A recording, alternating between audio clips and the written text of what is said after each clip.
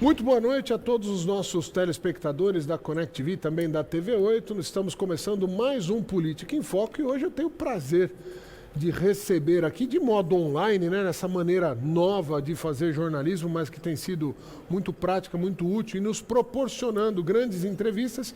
Já está do outro lado da linha da conexão a ministra da Mulher, da Família e dos Direitos Humanos do Governo Federal, ministra Damares Alves. Muito boa noite, seja muito bem-vinda, ministra. É uma alegria estar com vocês. Quero agradecer a oportunidade de falar nesse programa. Já faz um tempo que eu queria vir e que bom que deu certo. Estou aqui para responder suas perguntas, mas você pega leve comigo.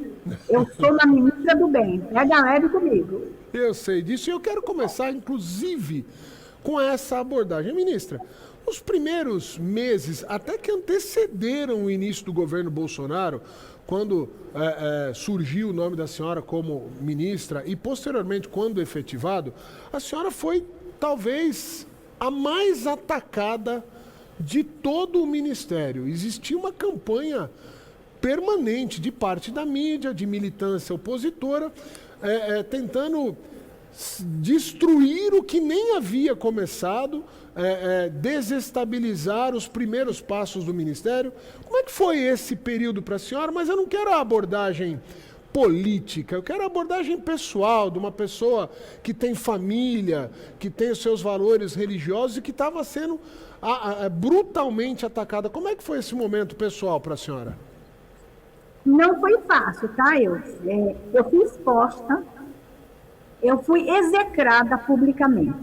Foi muito ruim, muito ruim. E eles pegavam detalhes tão absurdos. Por exemplo, todo mundo sabia que eu sou uma pregadora, uma pastora, que eu ia para a igreja. E nós temos sobre nós, um manto constitucional que me garante a liberdade de fé e a liberdade de expressar minha fé. E eu estava, inclusive, dentro dos templos. Aí eles pegavam trechos de minha fala e eles tiravam do contexto para dizer que eu era mentirosa, fanática, louca, maluca, nazista, fascista, havia de tudo. Mas eles pegaram pesado também com a minha história pessoal. Eu não sei se você conhece a minha história de vida. Eu sou uma mulher sobrevivente da violência na infância. Aos 6 anos de idade, eu fui barbaramente estuprada. E eu contava isso na igreja. Mas por que eu contava? Para dizer para as mulheres que passaram pelo mesmo que é possível romper o cativeiro da dor e do sofrimento. Então, a minha história eu usava para incentivar mulheres a buscarem cura. Aí pegaram essas minhas histórias que eu contava nas igrejas e me expuseram de uma forma absurda.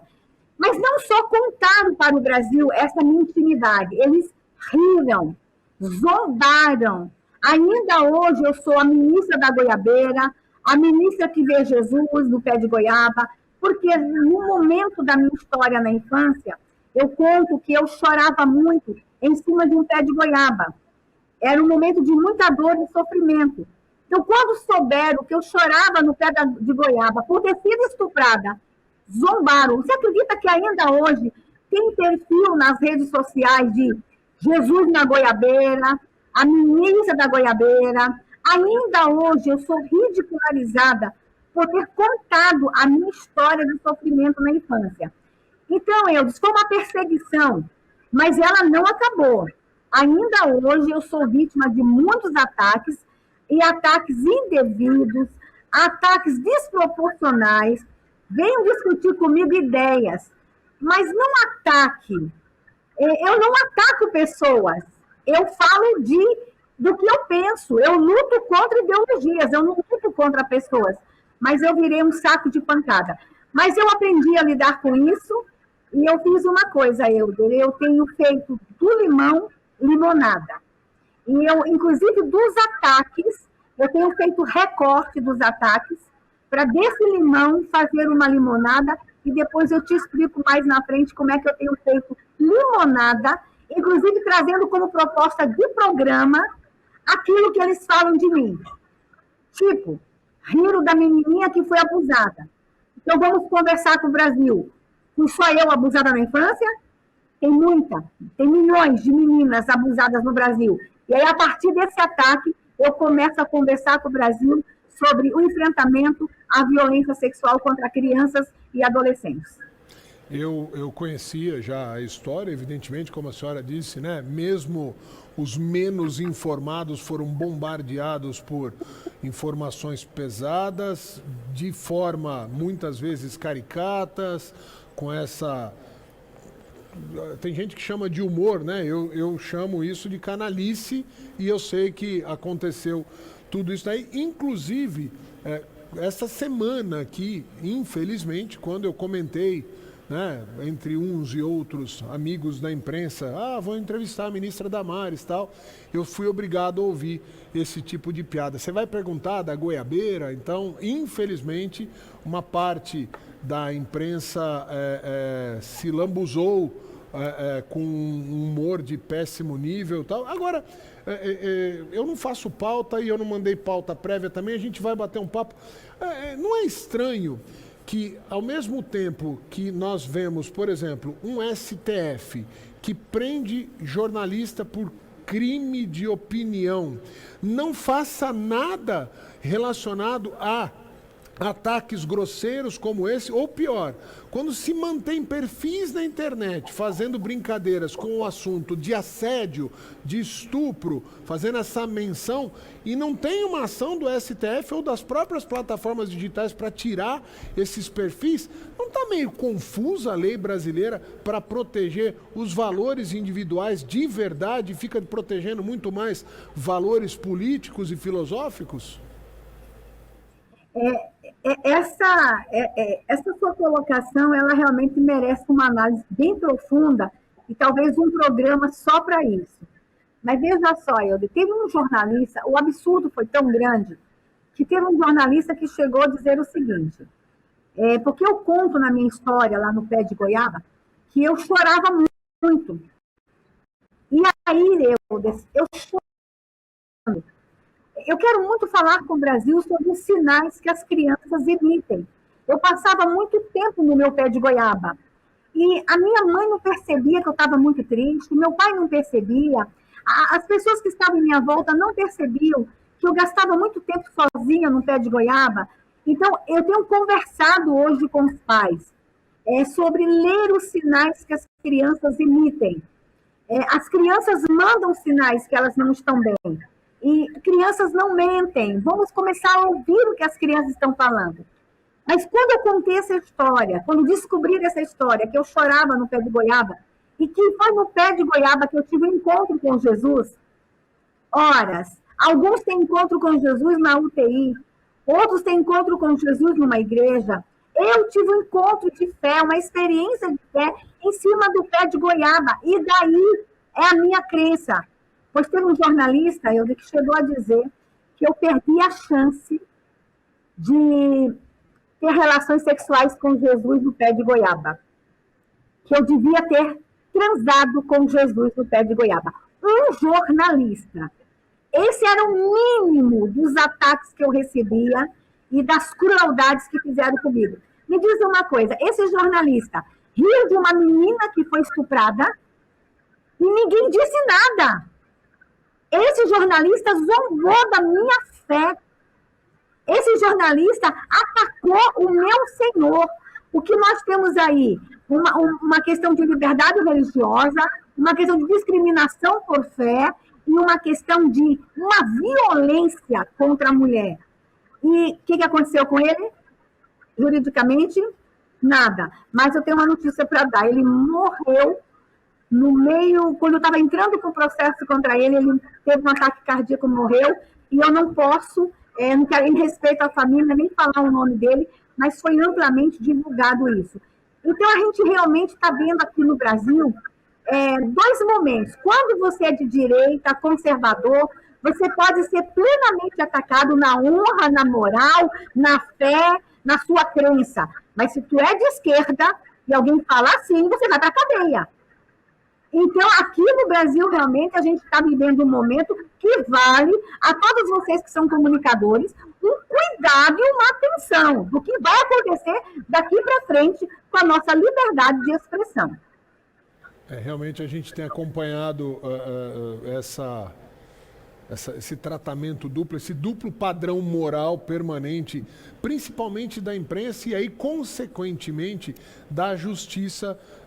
Não tem sido fácil ser de direita, não tem sido fácil falar que preserva a família. Hoje em dia, quando a gente fala, né, os meus valores são os valores da família, são os valores da religião, seja ela qual for, é como se a gente estivesse fazendo uma afronta a quem pensa diferente. Está realmente complicado. Mas vamos passar um pouquinho para frente. Depois de tudo isso, a mulher, a pessoa, Damares, que passou por tudo isso e ainda passa, se tornou uma pessoa mais convicta, mais firme, a rocha por onde a senhora sustenta suas crenças, suas filosofias pessoais, ficou mais forte, e isso, de alguma maneira, te impulsiona a fazer um trabalho mais assertivo em prol do Brasil? Olha, sabe o que aconteceu, Eudes? Aconteceu um fenômeno. A partir do momento em que eu fui exposta com relação à violência sexual, com relação ao estupro e a tentativa de suicídio aos 10 anos, acontece um fenômeno no Brasil. A sociedade se levanta e começa a falar. Milhares, milhões de mulheres, eu também fui. Então, de uma certa forma, a gente acabou usando esse episódio para conversar com essas mulheres e desafiá-las a romper o silêncio. E a gente mostrar para o Brasil que essa questão do abuso sexual, ela não é brincadeira. Ela não é de faz de conta. Porque ainda existe, meu querido, um certo tabu dizendo que a gente exagera quando fala de violência sexual. O que aconteceu comigo? Eu fui encorajada a me desnudar, a me expor e a dizer, olha, eu, vítima de abuso aos 6 anos, tinha tudo para ter um caminho de destruição e dor, eu rompi, estou aqui. É possível a gente romper esse ciclo de dor, de violência e esse ciclo, esse cativeiro do sofrimento. Vamos embora. E vou embora proteger a criança, para que ninguém mais precise passar pelo que eu passei. Resultado, as mulheres vieram comigo. E isso me fortaleceu. Dizer que tudo aquilo me faz hoje uma mulher forte, me faz. Eu acho que tudo aquilo me prepara, inclusive, para próximas batalhas. E todo dia é uma batalha diferente. Nesse exato momento, nessa semana, eu estou sendo atacada de outras formas. Não quero entrar nos detalhes aqui. Mas tudo que aconteceu lá me preparou para outras e outras e outras lutas. Eu aqui localmente, né, regionalmente, algumas câmaras de vereadores fizeram levantamentos junto aos conselhos tutelares e viu que durante a pandemia aumentou muito o número de assédio sexual, de estupros, de agressões sexuais para crianças. As mulheres também passaram a ser mais agredidas pelos seus maridos, seus companheiros em casa. Isso regionalmente foi muito claro. Nacionalmente, houve uma identificação de que esse período da pandemia, de alguma maneira, intensificou esse tipo de agressão, ministra? Sim. Olha, nós avisamos isso antes do lockdown. Por quê? A gente viu que nos países que entraram em lockdown antes do Brasil, a violência contra a mulher cresceu de uma forma assustadora. Então, a gente sabia que isso ia acontecer com mulher, com crianças, com idosos. Tanto que a certeza nossa, ela estava nos norteando de tal forma que nós nos preparamos para o período de lockdown. Por exemplo, eu precisava ampliar os canais de recebimento de denúncia. Como o povo ia ficar trancado dentro de casa, como é que eu podia ampliar um canal de recebimento de denúncia sem a mulher sair de casa? Aí a gente amplia todos os nossos canais aqui no Ministério, o 180, ele foi para o WhatsApp, ele foi por videochamada, ele foi para aplicativo. Então, a gente começa a ampliar os canais de recebimento de denúncia. Nós trabalhamos muito também para que tivesse em todo o Brasil o boletim de ocorrência online. Você sabe, eu disse que já existe a delegacia online para perda de documentos, furto de celulares, mas ela não era preparada para o recebimento de denúncias de violência contra a mulher. E nós já temos em vários estados isso acontecendo, porque tem muita mulher, inclusive essa vai ser uma iniciativa pós-pandemia, muita mulher que não tem coragem de entrar numa delegacia. E agora, tendo a delegacia virtual, vai facilitar o boletim de ocorrência. Deixa eu lembrar uma coisa, Eude, para todo mundo que está nos assistindo. A denúncia da violência, qualquer pessoa pode fazer. O filho, um vizinho, um parente, alguém que viu na rua. A denúncia, qualquer pessoa pode fazer. E a gente ir lá proteger a mulher. Mas o boletim de ocorrência, para dar início a um processo, só a vítima pode fazer. Então, há necessidade da gente ter essa delegacia, porque a mulher não quer só denunciar, ela quer dar início a um processo. Outra coisa, eu que a gente se preparou também, pelo WhatsApp, a mulher pode mandar agora para a gente a imagem, o vídeo, o áudio do que está acontecendo. Então, esses áudios, essas notícias, elas nos ajudam a fazer o seguinte, a antecipar provas. Então, tem sido muito interessante esse nosso trabalho que a gente tem entregue de ampliação dos nossos canais. Eu estou falando de mulher, mas eu preciso te falar que a violência cresceu também contra crianças e contra idosos. Só que com uma situação aqui que eu quero trazer para você. Quando a gente abriu os canais de denúncia, a denúncia da violência contra a criança, a denúncia da suspeita, diminuiu em 2020. Por que diminuiu a denúncia, Euder? Porque diminuiu a violência? Não. Quem mais denuncia para nós a violência contra a criança é a escola. E essas crianças não estavam em 2020 na escola, estão voltando agora. E aí, nós aqui no Ministério começamos a entrar em pavor, em desespero, porque a escola, Euder, que todo é um espaço de aprendizagem, ela também é um espaço de proteção. E as crianças ficaram trancadas em casa, com o possível agressor, o tempo todo, sem ter aonde pedir socorro. Detalhe, Euder, a mulher ainda grita, a mulher ainda sabe pegar um telefone e ligar. Mas e uma criança de 2 anos? Eu vou menos. E um recém-nascido? Aí você pode perguntar por que a senhora está falando de recém-nascido. Porque eu preciso falar uma coisa que está acontecendo no Brasil. Existe estupro de recém-nascidos no Brasil, Euder. E quando eu falo estupro de recém-nascido, eu quero dizer que nós temos denúncias de crianças de 8 dias de vida que já foram estupradas. Eu tive no passado, quando eu estava lá na CPI, a oportunidade desagradável de assistir a imagem de uma criança de 29 dias. Mas no nosso ministério já chegou denúncia de 8 dias. E a gente já sabe de um caso em São Paulo, que não chegou no nosso ministério, mas está em São Paulo, de uma menina de 7 dias de nascido. Aí eu pergunto para você, como é que essa criança vai denunciar? Ela não tem acesso ao WhatsApp, por mais que o meu serviço seja o melhor do mundo. Ela não sabe ligar. Então, nesse momento de pandemia, nós nos preocupamos demais com a violência contra a criança, a violência intrafamiliar.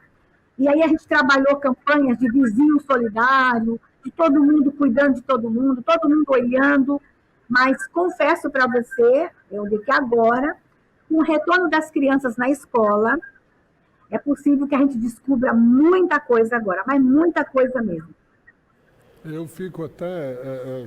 bom, eu sou pai, né? Eu tenho um filho de 10 anos, tenho um filho de 1 ano e 8 meses, e só de ouvir esse tipo de coisa dá um nó na garganta, a gente acaba tendo um sentimento, uma mistura de raiva com pena, é uma coisa muito complicada e difícil, e eu imagino que a missão da senhora não seja fácil de lidar com esses assuntos diariamente. Confesso que eu sou covarde nesse sentido, eu prefiro não saber, porque me causa um sentimento muito pesado, muito ruim. Estou aqui, é difícil. Vou mudar um pouquinho o foco, na verdade, abordar mais profundamente o foco das escolas fechadas.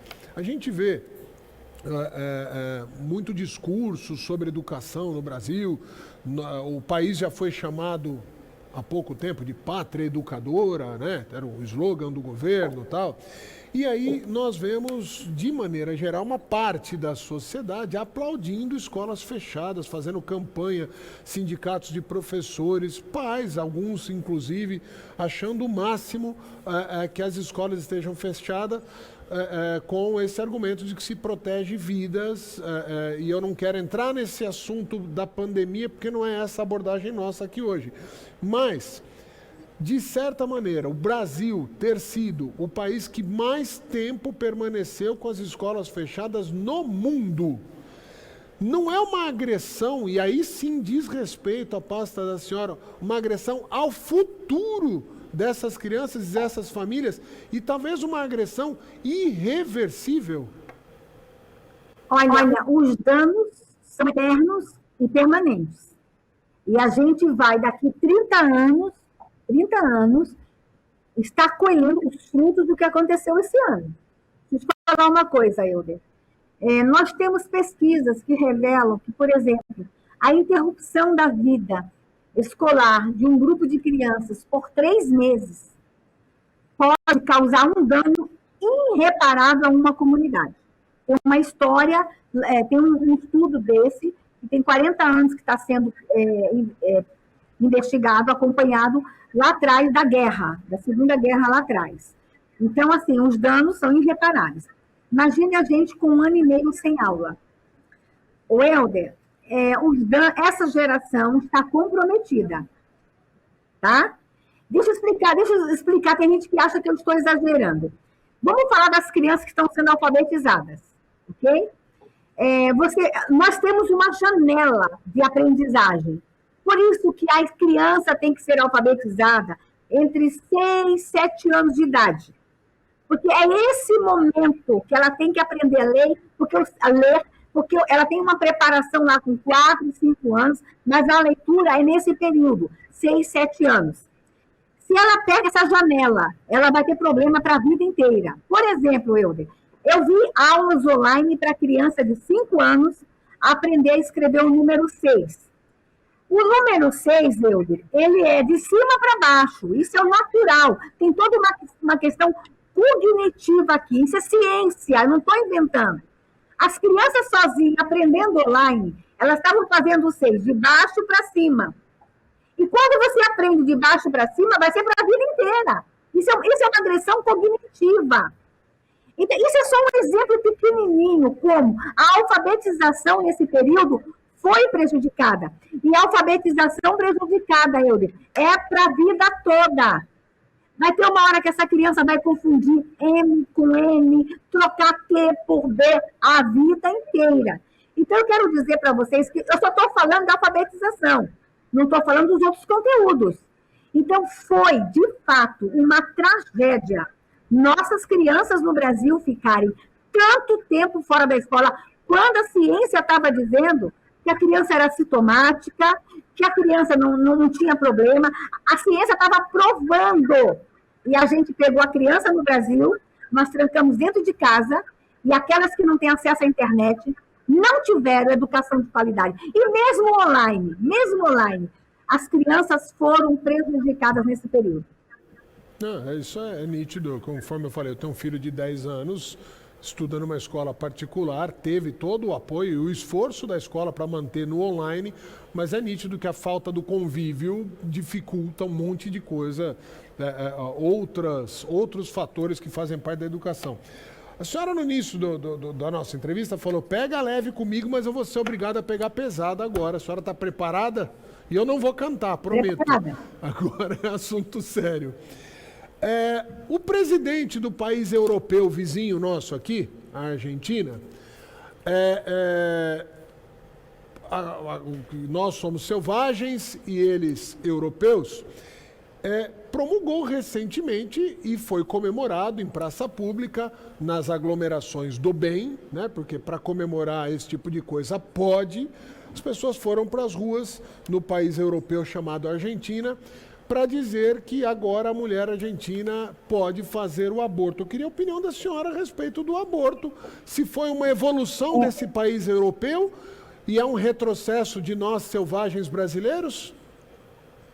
Você está falando daquele povo que chegou de barco, foi? Isso, esse. Então, deixa eu falar que os selvagens amam a vida, tá? Não chamou de selvagem, mas a população brasileira, na sua maioria absoluta, esmagadora, é contra o aborto. Eu não sei como é que esse povo de barco vai para a rua celebrar a morte, porque aborto é morte. E a gente precisa falar sobre isso. Deixa eu falar de que o povo brasileiro quer. O que o povo selvagem quer é que as crianças sejam protegidas e que as mulheres tenham a sua saúde garantida. O que nós queremos no Brasil, e a gente está falando sobre isso, é que as mulheres brasileiras tenham acesso à saúde reprodutiva. De que forma? Métodos anticonceptivos universal para todas as mulheres. Cirurgias, quando elas precisarem, forem recomendadas. Que as mulheres tenham acesso ao planejamento familiar no Brasil, planejamento familiar sério, garantido e seguro. Nós não queremos matar bebê no Brasil para fazer controle populacional. Essa é a diferença da gente para eles que chegaram de barco. Nós temos que enfrentar a questão do aborto, dizendo que aborto não é solução para uma nação. Aborto é violência contra a mulher. Nenhuma mulher que passa pelo aborto, mesmo aquela que defende, aguerrido o aborto, nenhuma mulher passa bem pelo aborto. O aborto tem sequelas físicas, emocionais para a saúde. Então, a gente tem que lutar por uma nação de mulheres saudáveis, que o aborto não seja nunca opção. Nós temos aqui no Brasil uma situação drástica, que nós temos muito estupro, e a nossa legislação já permite que a mulher que engravida na situação de estupro possa abortar. Eu tenho que acabar com o estupro. É com o estupro que eu tenho que acabar, é proteger a mulher que eu tenho que fazer. Então, a nação brasileira, os selvagens, como eles dizem, se levanta dizendo sim à vida. Sim à vida. E, infelizmente, eu tenho que aqui aproveitar essa oportunidade para repudiar essa fala infeliz. Eu não sei se ele tropeçou nas palavras ou se realmente o coração dele pensa que somos selvagens, mas os selvagens estão chegando. Nós vamos ser uma das maiores economias do mundo. Se preparem os de barco, porque o Brasil é um Brasil de povo aguerrido, trabalhador, um povo maravilhoso, um povo criativo, e a gente vai dar uma virada econômica na nossa saúde também. Existe uma falha, de alguma maneira, no comportamento da média das famílias, que tradicionalmente o Brasil é considerado um país religioso, independente de qual tipo de fé, é um país conservador, é um país de tradições familiares, mas faz pouco barulho, vamos dizer, a grande maioria que se enquadra nesses itens que eu falei, ela é silenciosa. E uma minoria que tem os seus direitos, que deve se manifestar, é muito barulhenta. Não causa uma impressão errada este silêncio dos conservadores, e aí a imprensa acaba auxiliando, dando muita voz aos que são... Eu vou utilizar as expressões, né, que hoje são comuns, aos progressistas, dá muito espaço para o progressista e muito pouco espaço a sério para que se fale sobre pautas conservadoras e até para que se propague de maneira sadia o conservadorismo? Você faz uma análise interessante, tá? Sobre quem está na rua há anos gritando por pautas muito liberais e por que os conservadores ficam muito no silêncio. Deixa eu dizer uma coisa, o nosso povo é um povo ordeiro e trabalhador. O povo brasileiro teve aí muitos desafios nos últimos 30 anos para ter uma nação próspera, uma nação saudável, e a gente trabalhou muito. Então, nosso povo, por muito tempo, ficou muito ocupado. E aí, alguns grupos ocuparam espaço. Mas esse silêncio e essa não possibilidade de ocupar ruas por muito tempo, que os conservadores não ocuparam, teve um reflexo no Congresso. Por exemplo, essa minoria grita, grita, grita, grita, mas no Congresso o aborto não passa. E quem representa esse povo ordeiro é o Congresso Nacional. Então, eu acho que as coisas acabam se equilibrando. Uns gritam, mas o resultado está com aqueles que ficaram em silêncio por esse tempo todo. Mas vejo esse quadro mudando, tá? Eu vejo esse povo mesmo trabalhando muito, mesmo correndo atrás de ter cuidado de suas famílias, tudo. Eu vejo esse povo agora saindo de casa, em família, com seus bebês no colo, indo para as ruas para manifestar o que pensam, porque entenderam que isso também é democracia, isso é uma forma também da gente expressar a nossa cidadania. Ministra, a senhora falou agora há pouco sobre a economia que está despiorando, né? A frase que estão falando, a economia está despiorando, que é para não falar que está melhorando. Uma parte da imprensa prefere criar uma palavra nova. Mas a economia já há indícios aí, já há números que apontam que pode crescer a 5,5% em plena pandemia. Para além da comemoração, que isso é importante, para além dos recordes de bolsa de valores, dólar caindo, euro caindo, e mesmo que a mídia, vou falar como um cara que eu admiro fala, o Rodrigo Constantino fala assim, a mainstream, né? Essa grande mídia tentando ou esconder ou ridicularizar essas conquistas, isso está acontecendo, está chegando. Ou seja, vai gerar mais emprego, vai ter mais dinheiro circulando, a economia recupera. O que isso reflete diretamente nos direitos humanos? Economia boa reflete diretamente em direitos humanos? Mas é claro. Você quer dizer que, infelizmente, a gente está despiorando? É isso? Infelizmente, tá. Infelizmente tem notícia boa. Deixa eu dizer uma coisa. Quem sabe agora fica claro para muita gente que não entende esse governo Bolsonaro a que viemos. Quem sabe? Deixa eu te contar uma coisa. Nós temos um grupo de ministros extraordinários, tá? Esse governo, ele é um governo incomum, formado por pessoas comuns, tá? E por sermos pessoas comuns, nós ministros somos muito amigos, e a gente se diverte, a gente ri, a gente chora junto também, a gente se inquieta junto. Eu me lembro que em 2019, um dos ministros, numa reunião, disse assim para o Paulo Guedes, Paulo Guedes, ouvir você faz com que a gente não tome Rivotril para dormir. Porque Paulo Guedes, em 2019, trazia tanta notícia boa. E eu disse, olha para 2019, olha o país que nós recebemos e olha como a gente termina o ano de 2019. A gente estava decolando. Se nós não tivéssemos essa pandemia, o mundo estaria olhando para cá, com a boca aberta. O que está acontecendo com aquela nação? Nós viemos para fazer desta nação uma potência. Vocês não estão entendendo, não, o que é o governo Bolsonaro.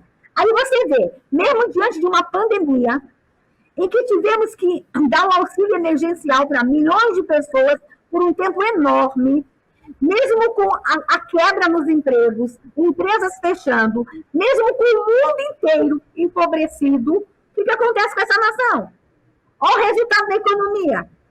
Gente, vocês não têm ideia de que grandes potências estavam olhando para cá e sabiam que a gente ia decolar. E o mundo vai entender isso, e o Brasil vai entender isso. Helder, nós estamos trabalhando muito. Eu só queria te dizer uma coisa. Você já pensou, se não fosse a pandemia, todo o dinheiro que nós investimos em auxílio emergencial, e todo o dinheiro que nós investimos em respiradores, em hospitais, se nós tivéssemos em 2020 investidos em obra, você já pensou como nós seríamos hoje? Você tem ideia? Mas olha, mesmo com a pandemia, a baleia vai voar, como diz Paulo Guedes. Nós vamos voltar a ser uma nação rica. Nós viemos para transformar essa nação. Nós temos recursos naturais que nos torna uma das maiores potências do mundo. Nós temos um povo trabalhador, um povo inteligente. Nós temos gênios nessa nação. Então, assim, diante de toda essa tristeza que nós estamos diante da morte, que a gente possa celebrar com a nossa recuperação econômica. Vai ser de verdade. E tudo isso tem a ver com direitos humanos. Porque como é que eu posso querer um dos direitos humanos, que é o acesso à saúde, se eu não tenho bons hospitais? Como é que eu posso ter um dos direitos humanos garantido, que é todas as crianças na escola, acesso à educação, se eu não tenho boas escolas? Então, economia forte é, com certeza, garantias de direitos. E é assim que o governo Bolsonaro trabalha. Ele não vê só uma coisa. O governo Bolsonaro, ele é o todo, ele é o global. Que todo mundo agora entenda o que é esse governo. Muito bem, muito bem. Ministra, para finalizar, e mais uma vez eu vou cutucar aqui uma situação que tem a ver com a pasta da senhora. A Comissão Parlamentar de Inquérito, a tal da CPI, que deveria ser a CPI do Covidão, mas está uma CPI que a gente tem, né, diversas críticas aí quanto ao tipo de abordagem. Ontem, o governador, que tinha muito a se explicar, o STF permitiu que ele não fosse explicar nada, mas falando das mulheres, esse duplo padrão de tratamento, onde algumas mulheres que vão depor na CPI ou vão como colaboradoras, não como investigadas, né, como testemunhas, vão e são recebidas com cordialidade e respeito, e outras são avacalhadas, execradas, humilhadas, satirizadas, não só pelos senhores senadores, mas também pela imprensa. Como é que o Ministério enxerga isso?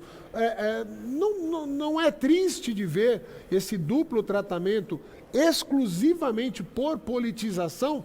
Então, duas mulheres vão, uma é humilhada e a outra é permitido que ela tenha o direito, e deveria ser assim mesmo, de falar e se expressar. Como é que a senhora tem visto a Comissão Parlamentar de Inquérito em relação à atuação das mulheres neste momento? Desprezível. Eita, que amanhã eu vou estar sendo convocada de novo, mas é desprezível, tá? Senhores senadores, o que vocês fizeram com as mulheres na comissão foi desprezível, vergonhoso, e pensam que o Brasil não percebeu isso? Se eles acham que eles queriam lacrar, humilhando mulheres conservadoras, eles deram um tiro no pé. Foi desprezível, ridículo, absurdo. E o nosso ministério se manifestou com relação a isso, mas eu queria dizer para as mulheres que ficaram lá assistindo aquilo e dizendo: eu nunca vou entrar para a política porque eu não quero passar por isso. Entre! Ocupe espaço, mulheres. Vambora ocupar espaço de liderança, de poder e de tomada de decisão no Brasil. Vamos ensinar como que mulher tem que ser tratada, independente de sua crença. Olha o que fizeram comigo por causa da minha crença. Independente da sua ideologia política partidária, mulher tem que ser respeitada. O que aconteceu na CPI, eu estou esperando que vai acontecer comigo, tá, Eudes? Porque eles estão lá com requerimento para me convocar. Não aprovaram ainda o requerimento, mas eu estou esperando como é que eles vão me tratar. Já estou me preparando e bora ver o que vai acontecer lá comigo. Mas que as mulheres no Brasil saibam, aquilo que eles fizeram não foi endossado pelos homens de bem. O que eles fizeram mostrou que a politicagem no Brasil está acima da dignidade da mulher. Foi ridículo, mas a gente vai mudar esse quadro no Brasil. A gente vai mudar isso. E sabe de que forma? Mulheres, saiam dos bastidores. Você que tem uma liderança aí na sua cidade, na sua comunidade, assuma a posição de liderança. Vambora! Vamos exigir uma sociedade fraterna, que as mulheres fossem interrogadas, mas que o tratamento fosse dado igual às duas.